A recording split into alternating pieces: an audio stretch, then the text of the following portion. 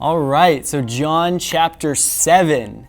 For some context, chapter 6 is about a year before Jesus' crucifixion, and then chapter 7 is about 6 months before his crucifixion. And it's centered around the Feast of Tabernacles, which was an important Jewish tradition, both culturally and religiously.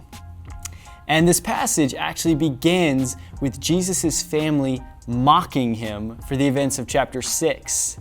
Like, they're making fun. They assume that, a man who is doing all these miracles, that he would seek publicity and fame, and that he would want to take, the most public festival and do some magic tricks, right, to gather publicity. And obviously his brothers do not fully understand who he is and that he doesn't seek fame or publicity, right? And this idea of confusion or resistance to who Jesus truly is and what he is trying to do is seen throughout the rest of the chapter, through all the different characters we see.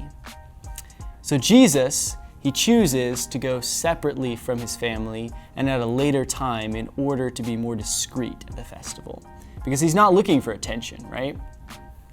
However, this is Jesus, so of course we eventually see he ends up doing exactly what God has called him to do: teach the gospel.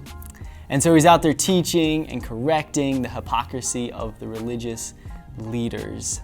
And of course this stirs up some trouble, because this criticism, along with his established reputation for performing miracles, is creating this crisis of confidence in the religious leaders.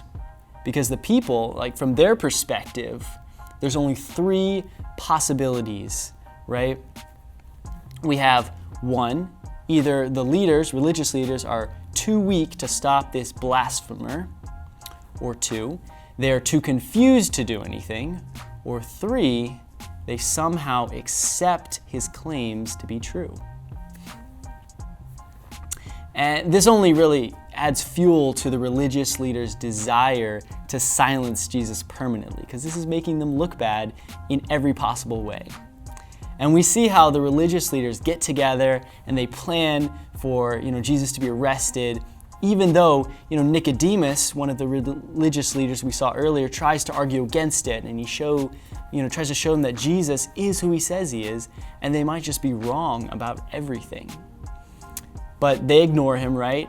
And this passage, I think, is actually a crucial passage for understanding the religious leaders. Because we see their example is a warning about how arrogance, about how ignorance and tradition can actually cause spiritual blindness. It's easy to get caught up in what we have always done, and start making that our truth, right? That we hold on to tightly. We're used to protecting what we believe without, questioning it.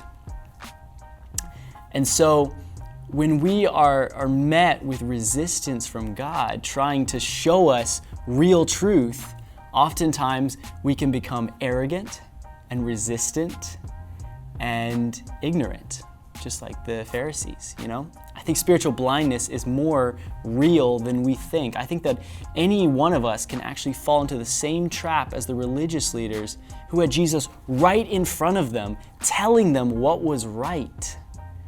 How much more can we be blind to the truth of God in our own lives?